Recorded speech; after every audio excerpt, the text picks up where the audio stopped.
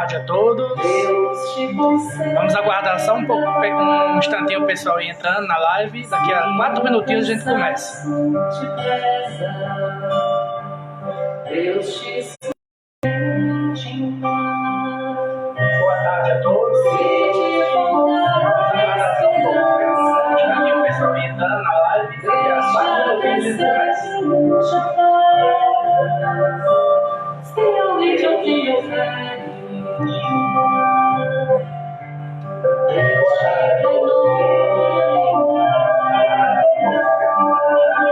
Sob as telas da noite, o céu fulgura em paz. Ama, serve, confia, Deus te mantém em paz. Sob as telas da noite, o céu fulgura em paz. Ama, serve, confia.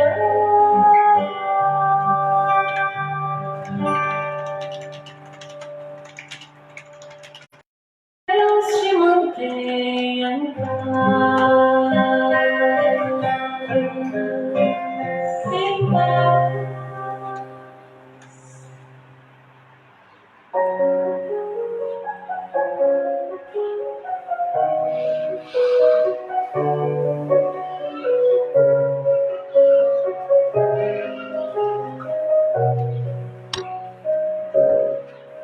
O Senhor está presente em tua vida.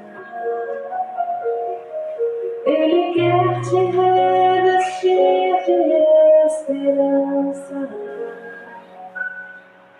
lançar fora todo mal que te aprisiona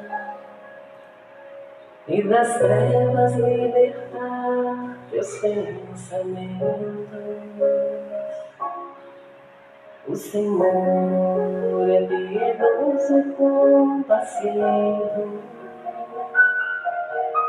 nos teus erros não te abandonará. Muitas oportunidades chegarão a ti, no caminho certo te. Bom, 17 horas em ponto, vamos iniciar. Como é que está o áudio aí, meus amigos? Wesley, Neta, Jaqueline, já estão assistindo? Boa tarde, minha querida. Tá bom o áudio? Estão me escutando bem direitinho, que eu troquei o microfone de lugar, vamos ver se dessa vez dá certo. Se dessa forma dá certo. Como é que está o áudio aí? Me dê aí o feedback, por favor.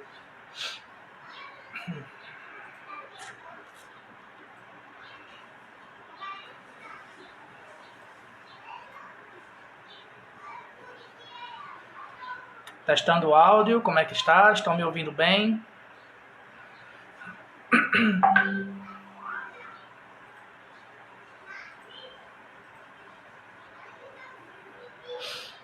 Então vamos lá, vamos iniciar.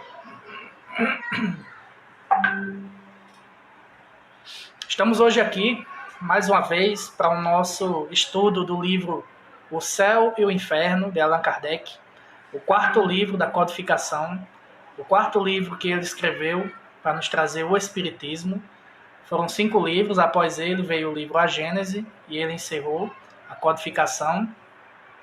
E o livro O Céu e o Inferno é a justiça divina, de acordo com o Espiritismo, a luz do Espiritismo. Valeu, Wesley, meu amigo, muito obrigado.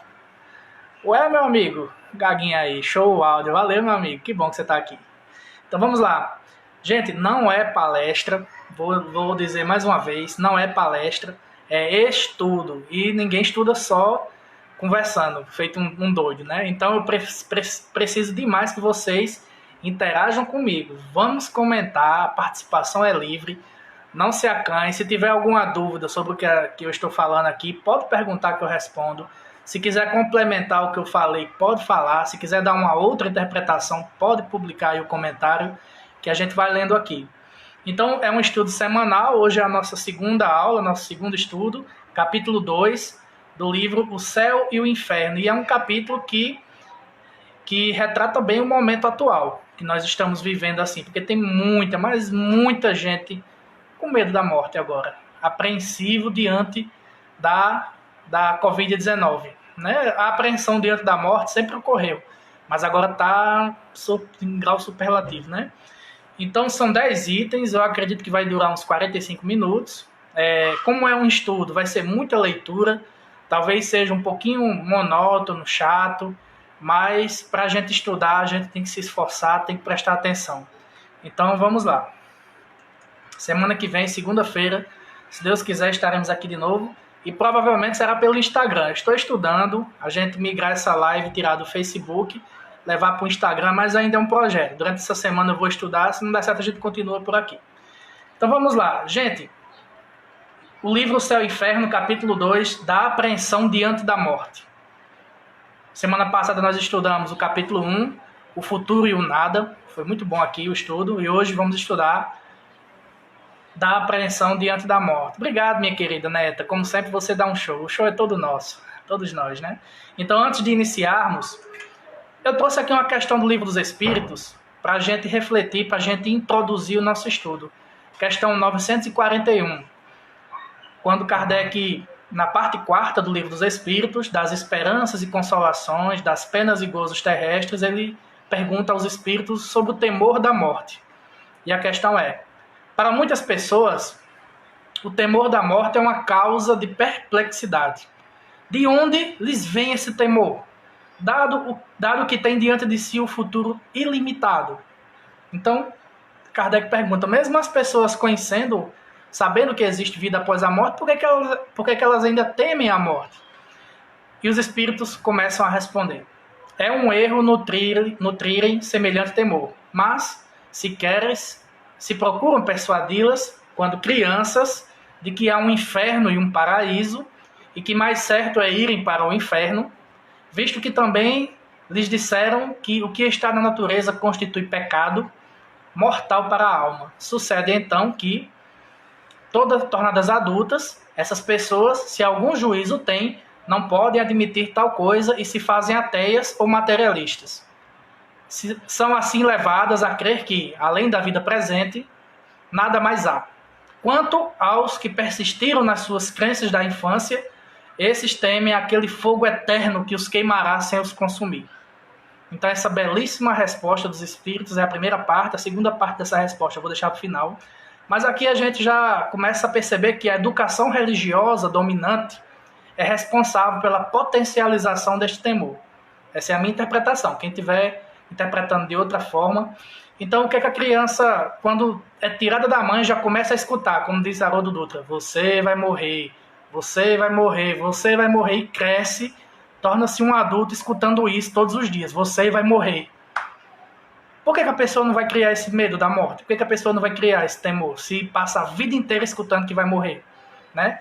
Então, essa doutrina do fogo eterno, que é mais fácil você ir para o fogo eterno do que ir para o paraíso, né? O que as religiões sempre pregaram é também fator contribuinte para este medo da morte. Foi o que eu interpretei nessa primeira parte dessa resposta, dessa questão. Quem tiver uma outra interpretação, vai colocando aí. Marluce Irene, boa tarde. Boa tarde, minha querida. Boa tarde a todos. Então vamos lá. Estou sentindo falta de Clarinha. Cadê Clarinha que não chegou ainda? Então, Kardec começa no capítulo 2 do livro O Céu e o Inferno, dizendo o seguinte: o homem, seja qual for o grau da escala a que pertença, desde o estado de selvageria, tem o sentimento inato do futuro. Clarinha chegou, boa tarde, estava falando de você agora. Tem o sentimento inato do futuro. Sua intuição diz-lhe que a morte não é a última palavra da existência, e que aqueles de quem temos saudades não estão perdidos irremediavelmente. A crença no futuro é intuitiva e infinitamente mais geral do que a crença no nada.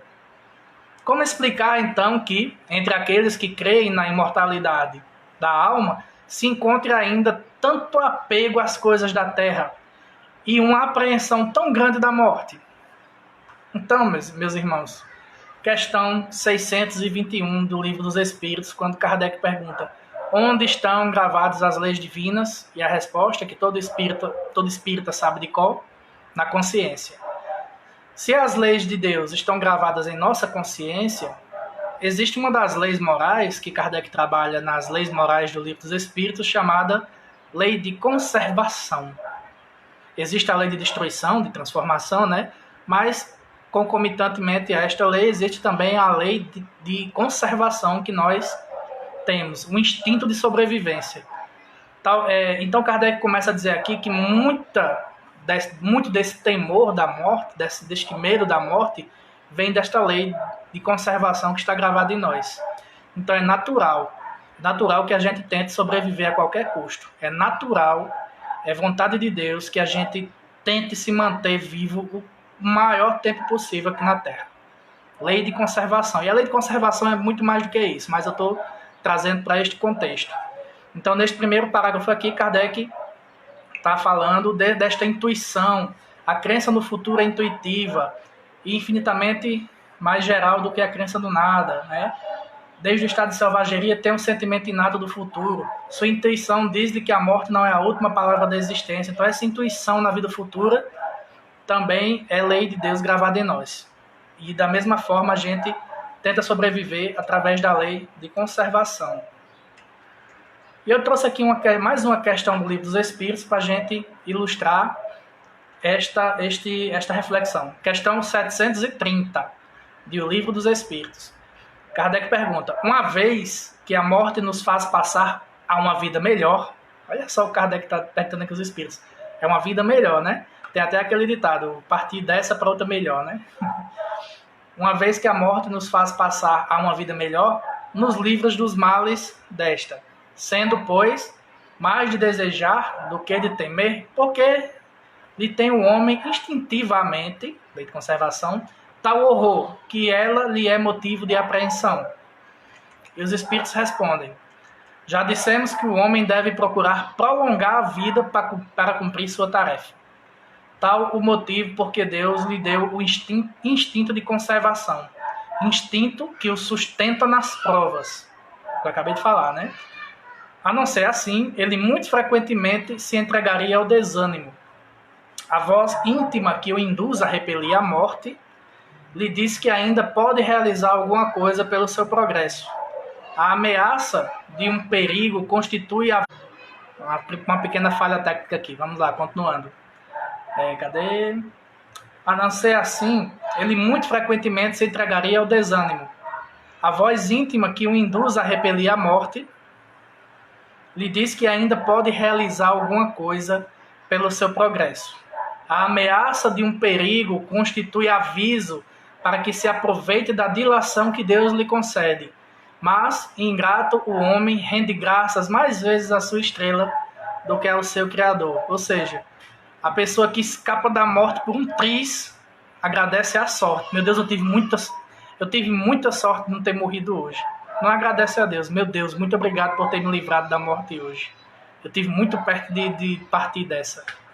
Né? Então, é mais ou menos isso que esta questão diz do Livro dos Espíritos, e eles falam aqui claramente do instinto de conservação, que está gravado em nós, através da lei de Deus em nossa consciência. Então, é natural que a gente procure se manter vivo a qualquer custo. A gente tenta sempre protelar o momento de partir ao máximo possível. Item 2. Livro O Céu e o Inferno. Voltando para o livro O Céu e o Inferno. Kardec continua. A apreensão da morte é um efeito da sabedoria da providência. Kardec dizendo aqui. A apreensão da morte, olhem bem, isso é muito importante, é um efeito da sabedoria da providência. E ele vai justificar. E uma consequência do instinto de conservação comum a todos os seres vivos. Então, o instinto de conservação não é patrimônio da espécie humana. Se você vê, vamos supor, se você assiste documentários sobre a África, você vai ver, vamos supor, um bando de zebras e as leoas estão prontas para atacar. As zebras ficam ariscas, né, desconfiadas, olhando, e quando uma leoa corre, elas metem a correr também. É o instinto de sobrevivência. Então, não é patrimônio da espécie humana. É o que Kardec está dizendo aqui, comum a todos os seres vivos. Nas plantas também.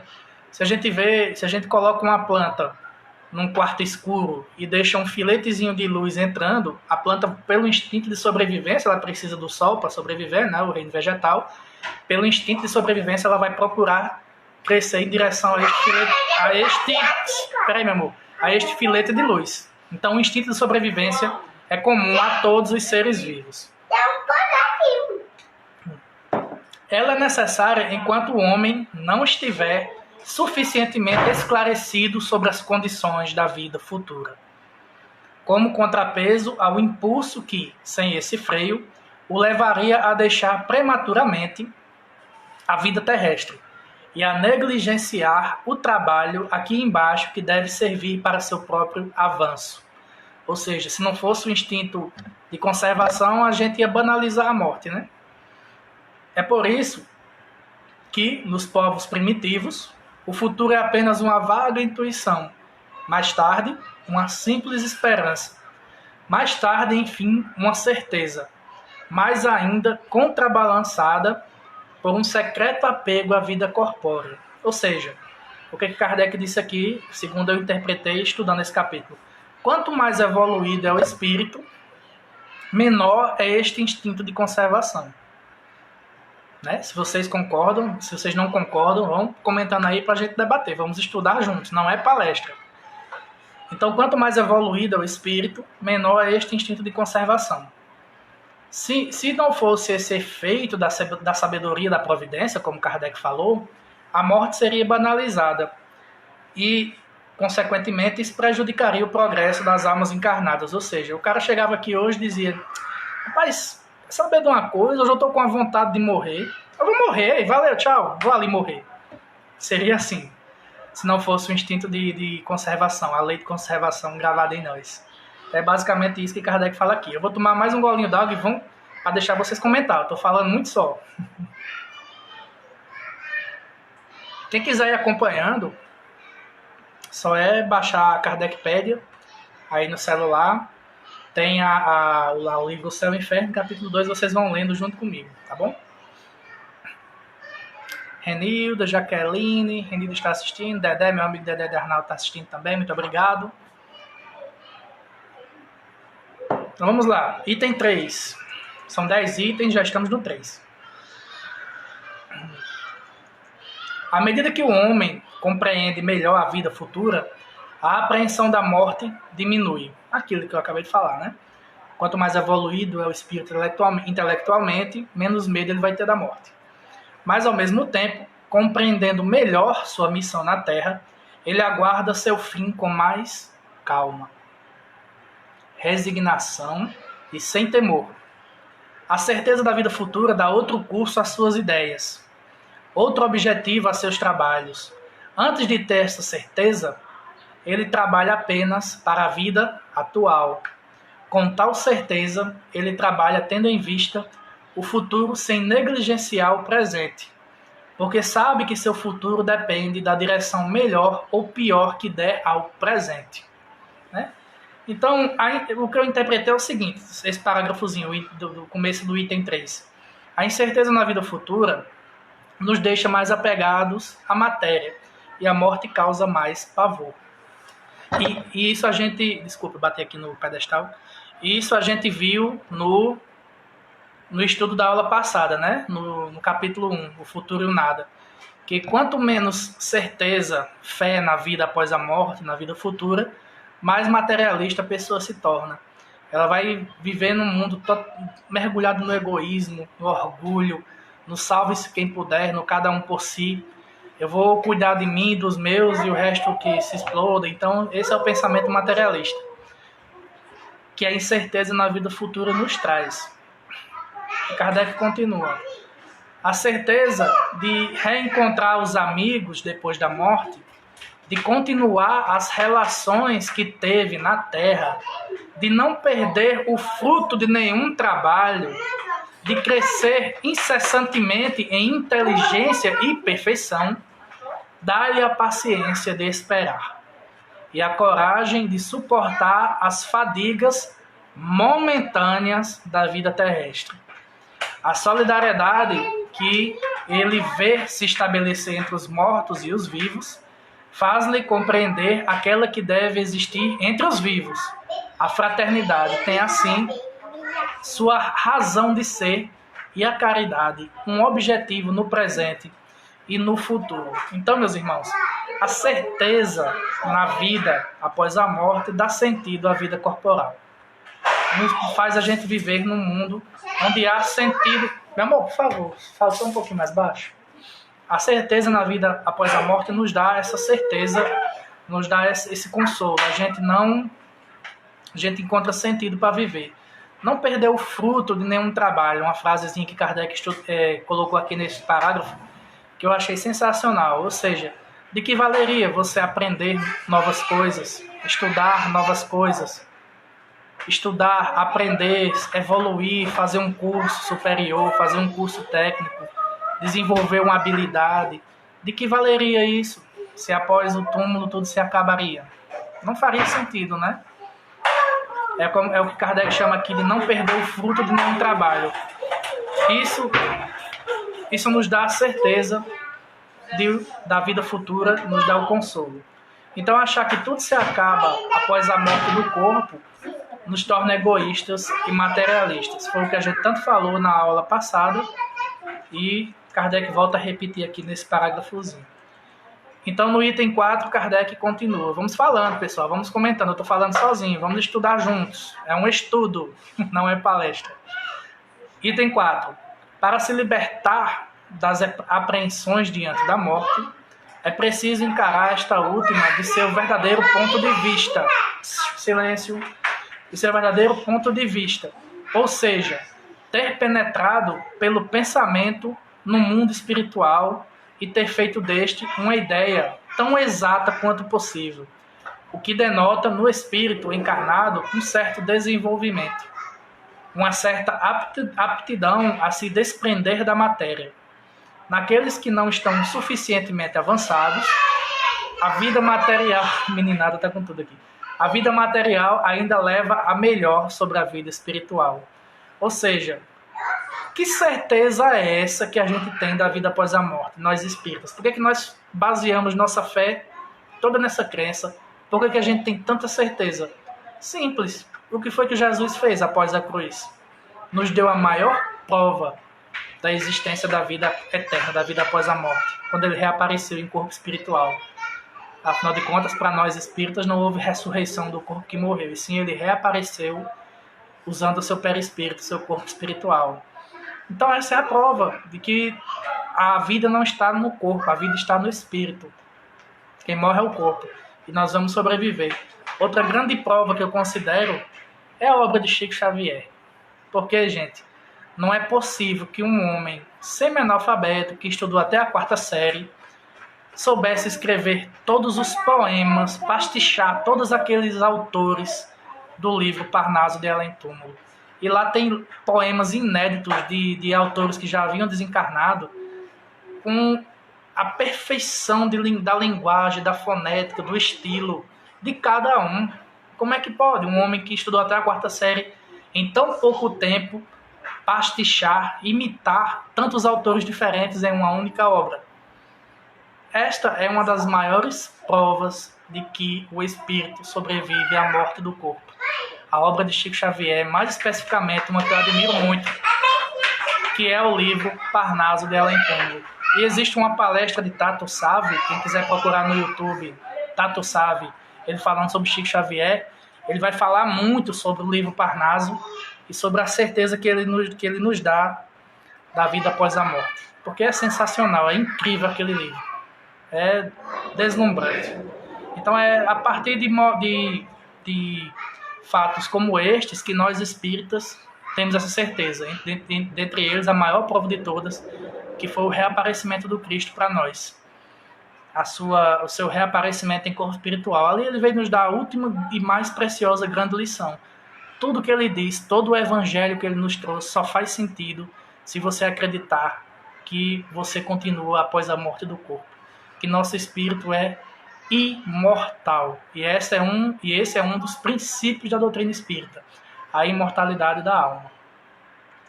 Então, continuando, Kardec, livro O Céu e o Inferno. Apegando-se ao exterior, o homem vê a vida apenas no corpo, ao passo que a vida real está na alma, o que eu acabei de falar, né? Estando o corpo privado de vida, a seus olhos tudo está perdido, e ele se desespera. Se, em vez de concentrar o pensamento sobre a vestimenta exterior, ele o dirigisse para a própria fonte da vida, o espírito, para a alma, que é o ser real e sobrevivente a tudo, ele lamentaria menos o corpo, fonte de tantas misérias e dores. Mas, para tanto, é preciso uma força que o espírito adquire apenas com a maturidade. Gente, isso é uma coisa que a gente está vendo muito hoje em dia. O culto ao corpo. Cada vez mais pessoas se exibindo em redes sociais, fazendo academia. O exercício físico é essencial para a nossa saúde, lógico, mas essa exibição do corpo, esse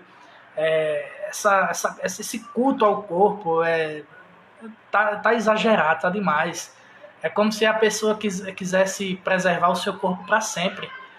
É como se você, depois que morresse, fosse virar uma múmia e você fosse ficar ali empalhado e exposto para sempre. O seu corpo é tudo. Então, esse culto ao corpo, infelizmente, acontece. Isso aqui Kardec escreveu em 1865, o livro O Céu e o Inferno. E hoje acontece com muita frequência. É muita gente cultuando o corpo, exibindo-se, questão da moda, de joias, maquiagem, enfim. É natural você querer se sentir bem, mas tudo existe um limite. Então esse culto ao corpo, infelizmente, vai lhe trazer temor à morte. Você já imaginou uma pessoa que passa a vida inteira se alimentando de proteínas, passa o tempo inteiro na academia, tem um corpo musculoso, bonito, vive na praia se bronzeando? Você já imaginaram o medo que essa pessoa tem da morte? De perder tudo isso que ela está cultivando?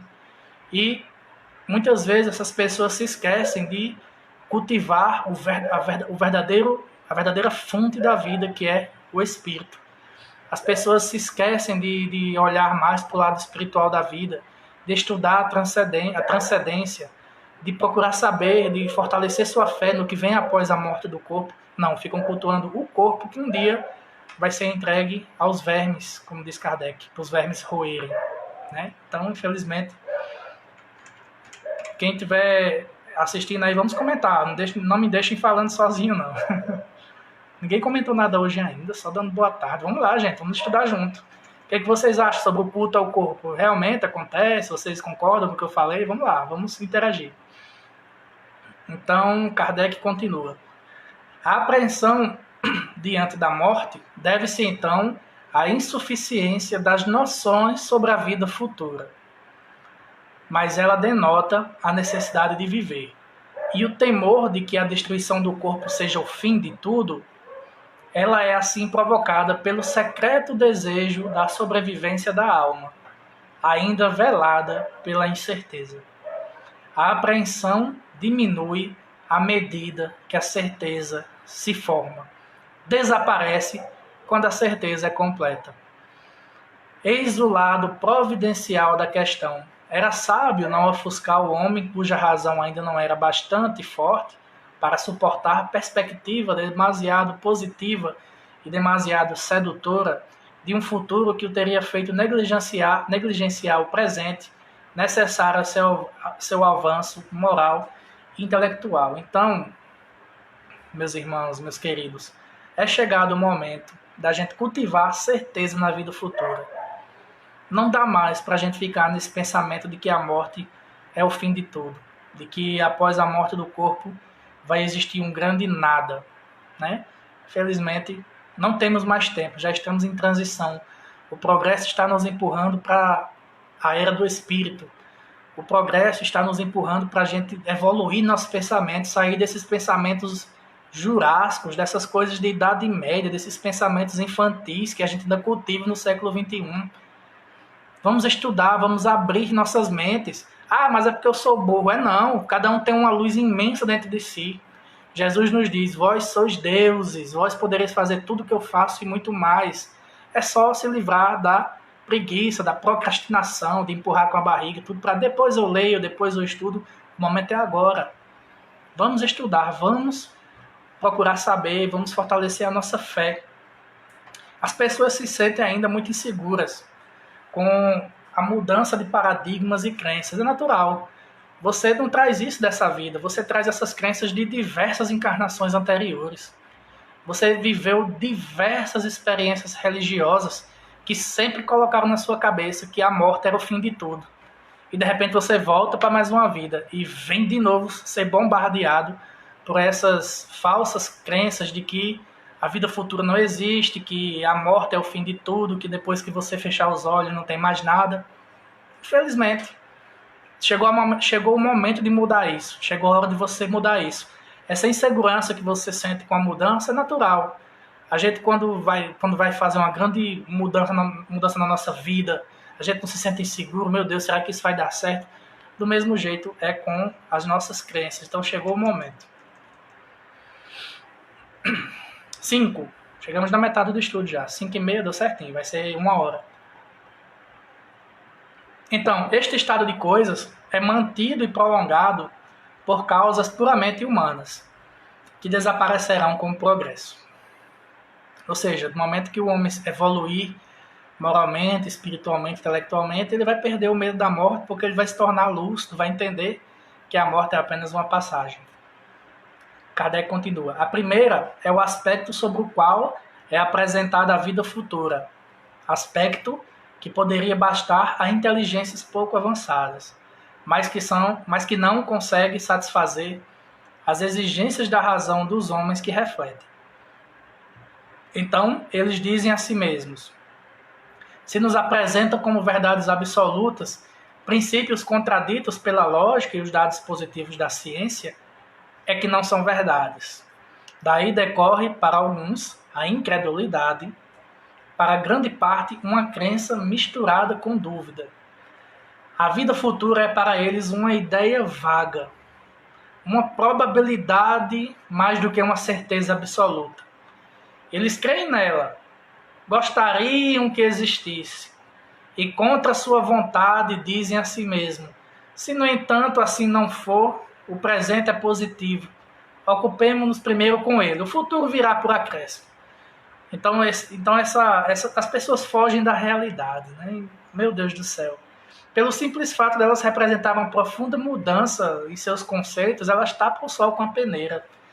Então, essa incredulidade, este medo de mudar suas crenças, a vida futura torna-se uma ideia vaga, você vai tentando se enganar a si próprio.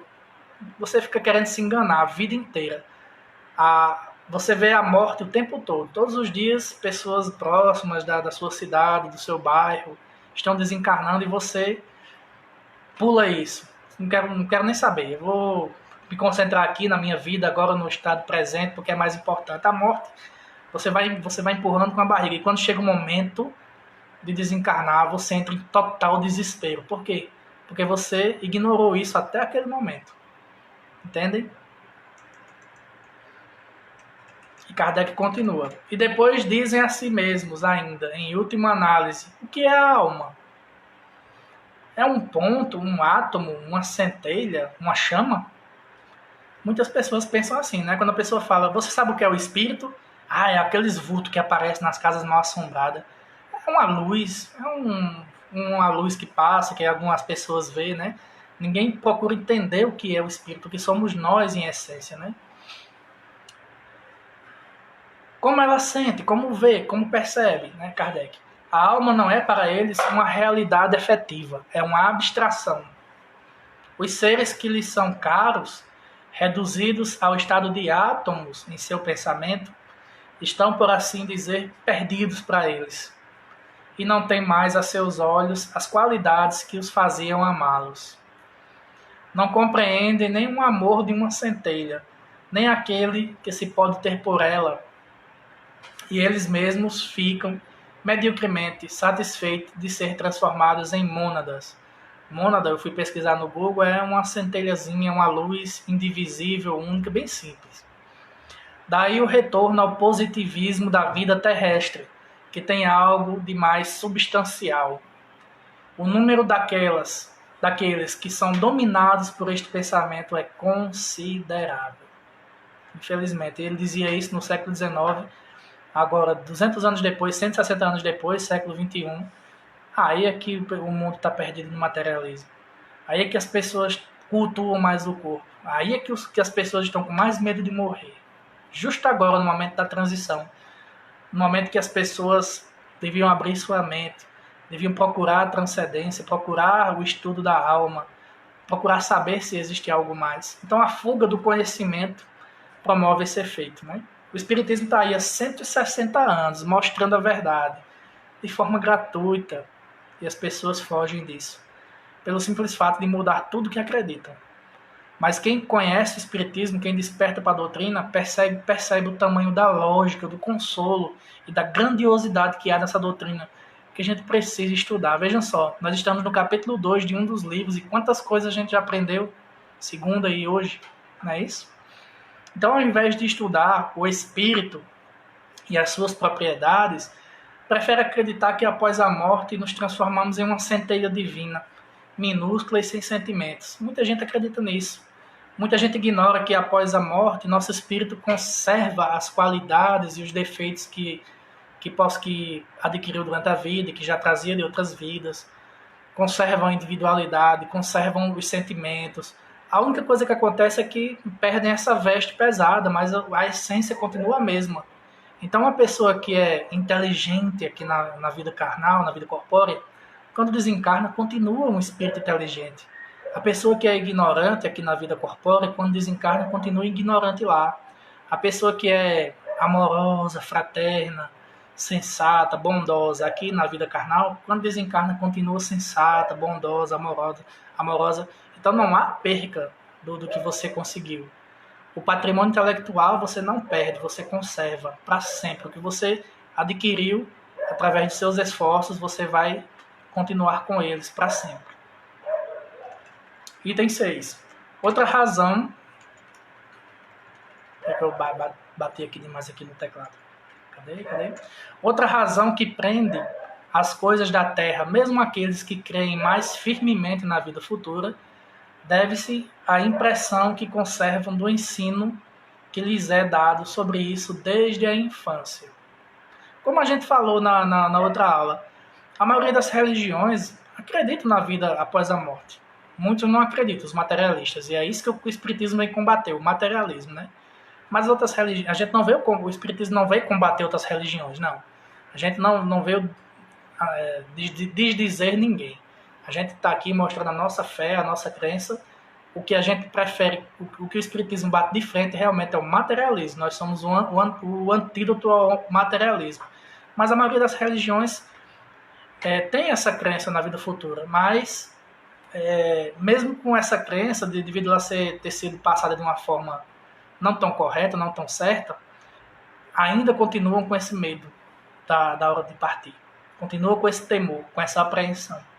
Porque é tudo que é ensinado desde a infância, né? E Kardec diz, o quadro que a religião faz dela não é preciso convir, nem muito sedutor, nem muito consolador. O que eu acabei de falar. As religiões falam da vida futura, mas não é uma coisa tão boa. O Espiritismo diz que nos ensina que a vida após a morte é algo maravilhoso, muito melhor do que aqui. Lá é a verdadeira vida. Nós estamos em estado transitório, né? Nós não somos seres humanos em experiência espiritual. Nós somos espíritos em experiência humana. É diferente. A verdadeira vida é lá. Aqui é um estado transitório. Então o Espiritismo enxerga isso de uma forma mais clara, de uma forma mais filosófica, mais científica. E atrela isso à religiosidade, que é a religação do homem com Deus. E Kardec continua. De um lado, vêm-se aí as contorções aos danados que espiam nas torturas e chamas sem fim seus erros de um momento. Aquilo que a gente falou na outra aula, que é a questão da doutrina das penas eternas, né? Que é totalmente injusta, não tem como ter vindo de Deus, não teria como vir de Deus um determinismo desse.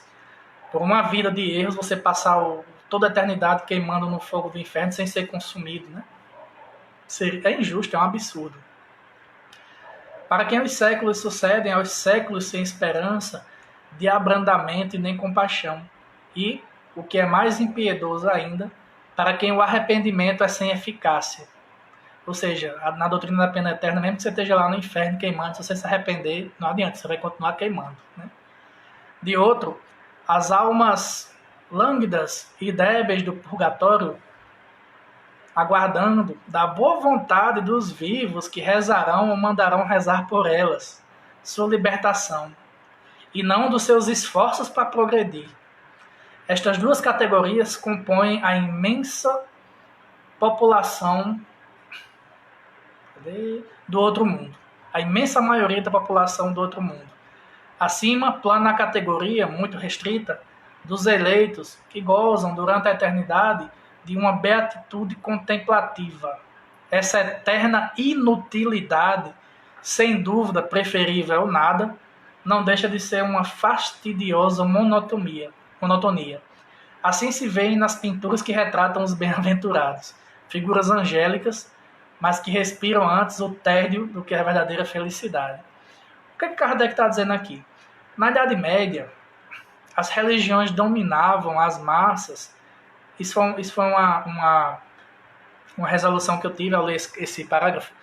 Na Idade Média, as religiões dominavam as massas através do medo, né? E com isso ganharam o tamanho que possuem hoje. Que todo esse tamanho das religiões que dominam o mundo hoje vem da Idade Média, onde o medo era a arma para você ganhar fiéis e conseguir segurá-los. Se você não estiver na minha religião, você vai estar condenado ao fogo do inferno eternamente. Você vai arder no mármore do inferno, né? Quantas vezes a gente ouviu isso dos muçulmanos, por exemplo, nossos irmãos do islamismo.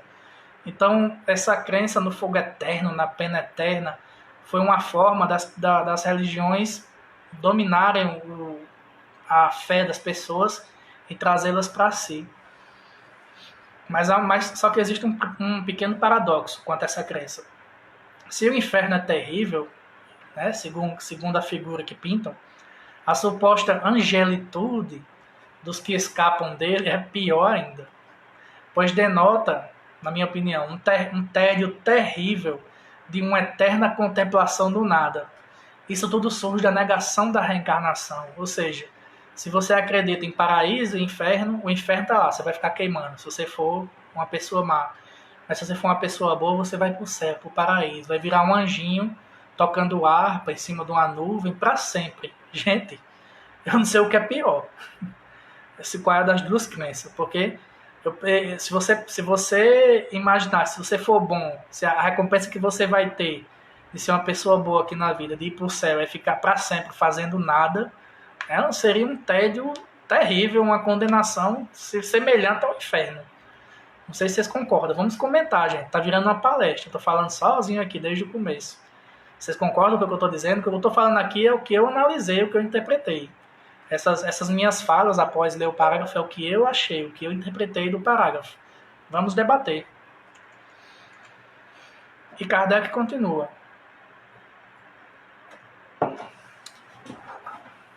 Ivaneide Rosa, minha amiga Neguinha, está assistindo. João Vitor. Maria José Nascimento. Novinha, né? Pessoal da Casa Espírita Francisco de Assis, que eu fiz uma palestra online ontem, está aqui assistindo. Bidu, meu amigo Bidu também, sejam bem-vindos. Boa tarde a todos. E então Kardec continua. Esse estado não satisfaz nem as aspirações, nem a ideia instintiva do progresso que parece a única compatível com a felicidade absoluta. É difícil conceber que o selvagem, ignorante, de senso moral obtuso, unicamente por ter recebido o batismo, esteja no mesmo nível que aquele que chegou ao mais alto grau da ciência e da moralidade prática após longos anos de trabalho. É ainda menos concebível que a criança morta na primeira infância, antes de ter a consciência de si mesma e de seus atos, goze dos mesmos privilégios unicamente pelo fato de uma cerimônia, na qual sua vontade não tem participação nenhuma. Estes pensamentos não deixam de agitar os mais fervorosos por menos que reflitam. Ou seja, aqui Kardec fala da inutilidade das cerimônias de batismo.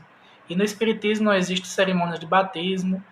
O verdadeiro batismo que nós acreditamos é a nossa reforma íntima, já depois que você adquire a consciência de si mesmo e das outras pessoas e de Deus. Então, quando você consegue se livrar do ciúme, da raiva, você para de odiar as pessoas, você tem vontade de ajudar as pessoas, quando você desenvolve a caridade em si mesmo, tenta diariamente se tornar uma pessoa melhor, este é o verdadeiro batismo para o Espiritismo. Então Kardec fala aqui que é injusto a crença de que a criança batizada vai para o céu é injusta com os que viveram uma longa vida no esforço do bem. Fosse assim, todos os pais iriam querer dar por fim a vida do seu filho, para garantir que eles vá para o céu. Concordam? Então, Kardec aqui faz essa análise da inutilidade dessas cerimônias. Item 7. O trabalho progressivo que se cumpre na Terra, não sendo nada para a felicidade futura, a facilidade com que se acredita adquirir essa felicidade por meio de algumas práticas exteriores e mesmo a possibilidade de comprá-la com dinheiro, sem reforma séria do caráter e dos hábitos, deixam aos gozos do mundo todo o seu valor. Mais de um crente se diz em seu foro íntimo que, visto que seu futuro está assegurado pelo cumprimento de certas fórmulas, ou por dons póstumos que não os privam de nada, seria supérfluo impor-se sacrifícios ou um incômodo qualquer em benefício de outrem, já que se pode obter a salvação trabalhando cada um por si. Seguramente este não é o pensamento de todos, pois há grandes e belas exceções, mas não se pode dissimular que é o da maioria, sobretudo das massas pouco esclarecidas, e que a ideia que se faz das condições para ser feliz no outro mundo não mantém o apego aos bens deste aqui e, por conseguinte, o egoísmo. Ou seja, já que existia o medo na Idade Média,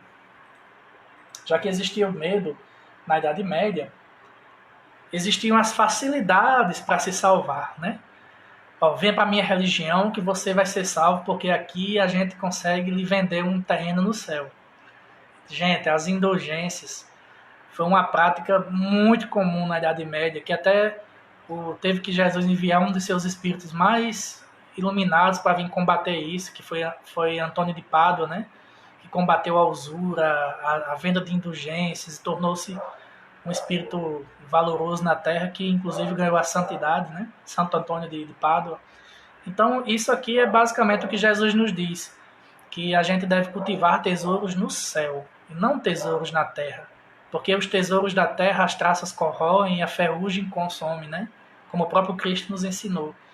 Então, essa ideia de, eu vou pagar aqui um dinheirinho para me salvar, existem aí os falsos cristos e falsos profetas aí atuando direto, né, na televisão, vendendo benfeitorias celestes, e as pessoas acreditam e dão muito dinheiro naquilo. Meu Deus do céu, é impressionante. E Kardec continua, eu acho muito interessante esse parágrafo aqui. Acrescentemos a isto que tudo, nos costumes, concorre para fazer lamentar a vida terrestre e temer a passagem da terra ao céu.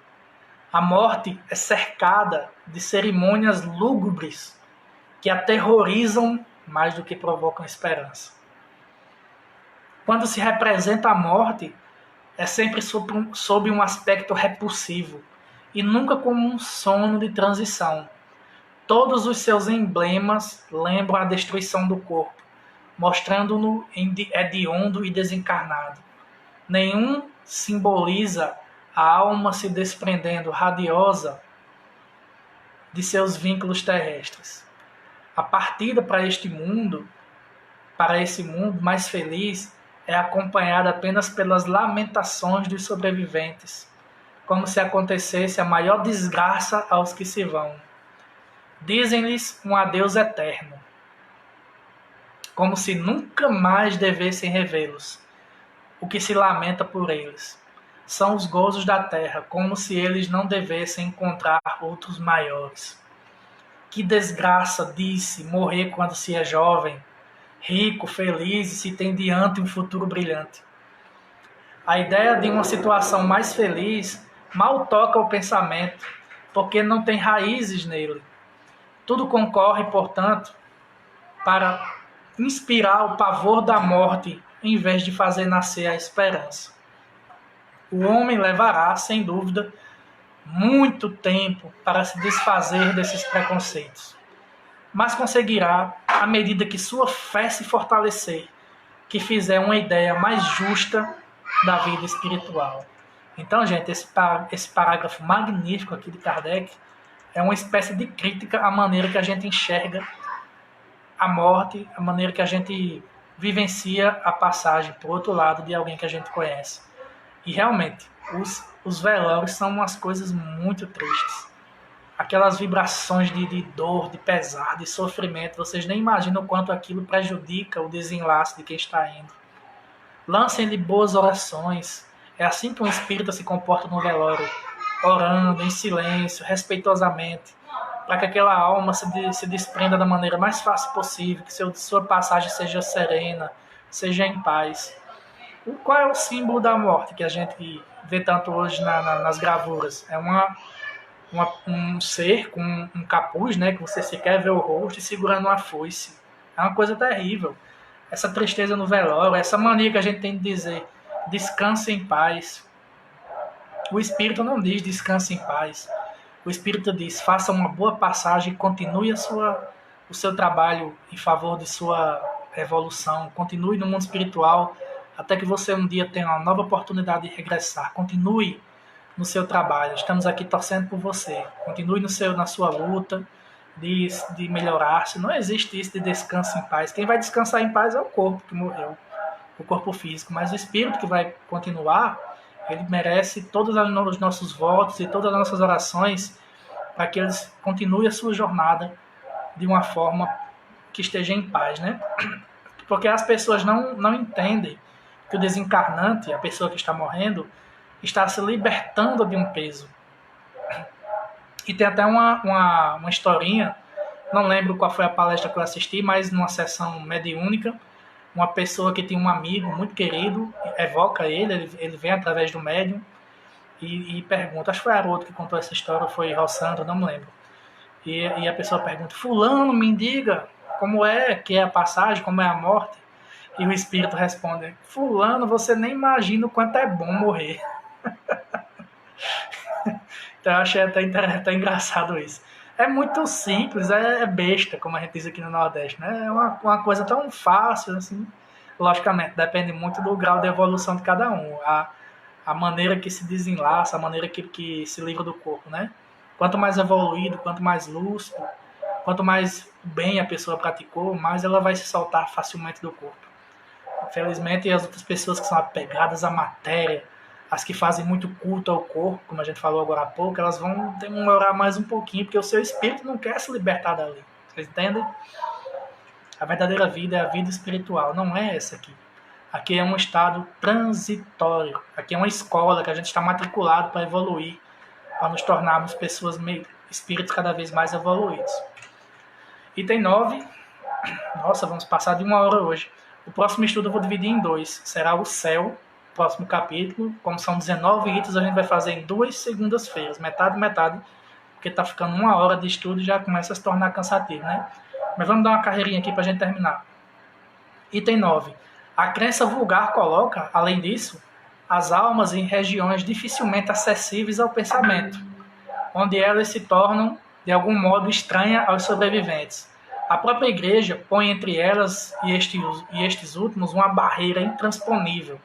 Ela declara que toda relação está rompida, toda comunicação impossibilitada. Se elas estão no inferno, toda a esperança de revê-las está perdida para sempre, a não ser indo também para lá. Se elas estão entre os eleitos, estão completamente absorvidas por sua beatitude contemplativa. Tudo isso põe entre os mortos e os vivos tal distância que se olha a separação como eterna. É por isso que se prefere ainda tê-los perto de si, sofrendo na terra, do que vê-los partir, mesmo para o céu. Depois, a alma que está no céu fica realmente feliz de ver, por exemplo, seu filho, seu pai, sua mãe, os seus amigos queimar eternamente. Então é isso que traz a crença das penas eternas. Você está aqui, você desencarnou e você teve um filho muito amado que vai queimar para sempre no inferno. Você realmente vai estar no céu? Você realmente vai estar em paz? Não é isso? Então essa barreira que existe entre os dois mundos, essa coisa de que lá é lá, aqui é aqui, é proibido se comunicar com eles, é uma coisa que está sendo derrotada com essa transição. Porque como diz o Dr. Paulo Frutuoso, médico, oncologista, espírita e médium, tem palestras maravilhosas no YouTube, cada vez mais o número de médiums está aumentando na Terra. Vai chegar um momento que um quarto, metade da população mundial vai ter mediunidade. Então vai ser impossível negar a comunicabilidade entre os mundos, que é um dos princípios da doutrina. Então não tem como correr disso. Essa distância invencível, essa separação eterna, isso vai acabar. E o último item que Kardec vem falar aqui, por que os espíritas não são apreensivos diante da morte? Eu li esse trecho achando que ele estava realmente afirmando, mas ele não descreve aqui um fato, eu acho que ele dá um panorama. Essa é a minha interpretação. Se eu estiver errado, você achar que eu estou interpretando de uma forma equivocada, pode comentar para a gente debater. Porque, pelo que eu percebi aqui, ele não diz que os espíritas não são apreensivos. Ele diz que aquele que realmente tiver sua fé alicerçada na doutrina será menos apreensivo. Vocês concordam? Vamos saber se vocês vamos ver agora se vocês concordam comigo. Então Kardec diz: a doutrina espírita muda inteiramente a maneira de encarar o futuro. A vida futura não é mais uma hipótese, mas uma realidade. O estado das almas depois da morte não é mais um sistema, mas um resultado de observação. O véu é levantado. O mundo espiritual aparece-nos em toda a sua realidade prática. Não foram os homens que o descobriram pelo esforço de uma concepção engenhosa. Não. São os próprios habitantes desse mundo que vêm descrever-nos sua situação. E Kardec, quando escreve isso, André Luiz sequer pensava em existir, em nascer na Terra. E quando a gente vê a grandiosíssima obra de Chico Xavier, que tem aquela série de André Luiz, os 17 livros, onde ele nos conta como é a vida lá, em detalhes maravilhosos, você vê que Kardec estava correto quando ele disse isso, né? Então essa realidade do lado de lá é que, como ele falou aqui, são os próprios habitantes desse mundo que vêm descrever-nos sua situação. E eles estão o tempo todo se comunicando através dos médios e dizendo: você não morre, você vai voltar para cá, aqui é a sua verdadeira vida. E uma coisa que eu achei muito interessante, que meu amigo Naldo Vicente, lá de Natal, que quarta-feira, depois de amanhã, vai estar aqui fazendo a live, a palestra aqui na nossa página, ele disse uma vez aqui no workshop uma coisa que eu nunca esqueci.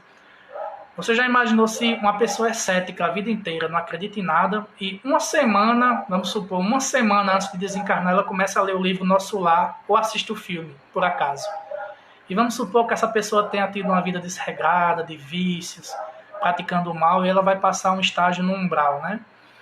Quando essa pessoa despertar no umbral, essa leitura que ela fez uma semana antes de desencarnar, vai ajudá-la? Vai. Então é isso, a gente tem que buscar o entendimento, tem que buscar sempre novos conceitos, novas crenças que venham fortalecer e mudar o que a gente tem dúvida. E Kardec continua, já está quase terminando. Vemo-los aí em todos os graus da escala espiritual, em todas as fases da felicidade e da desgraça. Assistimos a todas as peripécias da vida de além-túmulo. Aí está, para os espíritas, a causa da calma com o qual encaram a morte, da serenidade de seus últimos instantes na terra. O que os sustenta não é somente a esperança, é a certeza. Aquilo que eu falei, né, de Jesus ter vindo nos dar a última lição, a prova que Chico Xavier nos traz com o livro Parnaso, né, a certeza da vida após a morte. Eles sabem que a vida futura não é mais do que uma continuação da vida presente em melhores condições. E eles a aguardam ele está falando dos espíritas, e eles a aguardam com a mesma confiança com que aguardam o nascer do sol depois de uma noite de tempestade. Os motivos dessa confiança estão nos fatos de que foram testemunhas e na concordância desses fatos com a lógica, a justiça e a bondade de Deus e as aspirações íntimas dos homens. Para os espíritas, a alma não é mais uma abstração.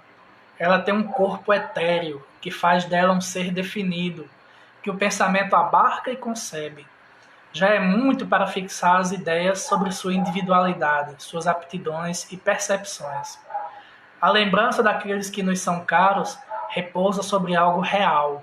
Não são mais representados como chamas fugitivas que não lembram nada ao pensamento, mas sob uma forma concreta que os mostra melhor como seres vivos.